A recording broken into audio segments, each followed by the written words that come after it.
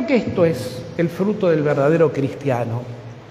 Cuando el cristiano se sabe necesitado a compartir, a dar y a darse, que es lo más difícil todavía, entonces es porque realmente está entrando en la dimensión del misterio, está experimentando esa presencia viva del Dios amor que lo habita, está entrando, como les decía, en su eje, en su verdad más absoluta, en la intimidad, y así es libre y es feliz, y por eso le brota de su corazón hacer el bien que también pasa por la misericordia. Y cuando hablamos de misericordia entramos en un terreno bastante peliagudo: el perdonar a quien te ofende,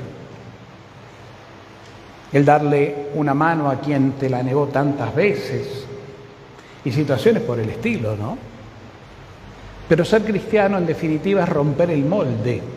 Ser cristiano en Cristo, vivir el cristianismo interiormente, es realmente no ser más de lo mismo, como se suele decir, sino marcar una diferencia ante un mundo ciertamente sí egoísta, que muy poco piensa en el otro, que más bien está encerrado en sus cosas, en su individualismo, y se olvida que al lado hay alguien que también lo necesita. Cuando realmente nos abrimos a esto, también entramos dando siempre un paso más en nuestra vida interior, en lo que llamamos la teoterapia. La teoterapia es la terapia de Dios. Y la terapia de Dios no es ir a un psicólogo, sino es entregarle al Señor la vida, el corazón, dejando que Él obre. Y entonces cuando obra y obramos como Dios obra, como Cristo obraba y obra hoy en nosotros, ahí sanamos mucho. Primero, que la cabeza se dispersa, se despeja de ese problema, de ese manijazo en el cual a veces estamos tan metidos, y lo único que hacemos con el manijazo es agudizar el problema más y dejar que nos dé de comer el enemigo, que lo único que busca es eso, que vivamos distraídos, preocupados, angustiados, deprimidos, desanimados, como que ya no hay vuelta atrás.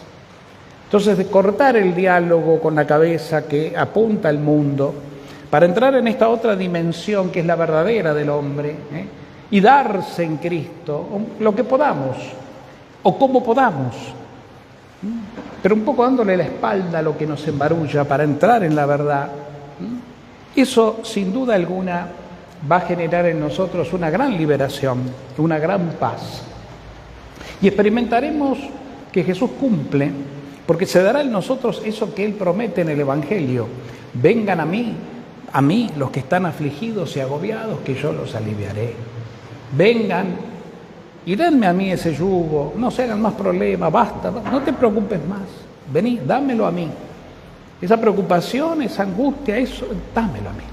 Vení, confíamelo, que yo te voy a dar otro, suave, llevadero, ligero. Todos queremos ser libres, ¿verdad? Y entendemos por libertad no solamente no caer presos, ciertamente, sino entendemos por libertad realmente vivir en paz. Porque yo creo que la libertad espiritual y la paz van de la mano. Vivir en paz con nosotros mismos, vivir en paz con todos. Es difícil en el momento en que se vive, o es difícil porque nos lo hacen difícil, o a veces nosotros nos lo hacemos difíciles, pero el camino de la paz verdadera es estar con Él.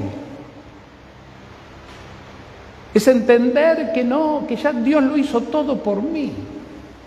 Entrar en la dinámica de la gratuidad, es decir, el Señor me creó gratuitamente, me hizo su Hijo y me adoptó gratuitamente, me redimió en Cristo, derramando la sangre de su Hijo en mí y por mí, para ser yo purificado de toda condenación y pecado, de toda mancha y limitación, liberándome de toda esclavitud, consagrándome en el amor para ser testigo, discípulo, apóstol, profeta, y encima, además, me asegura la eternidad.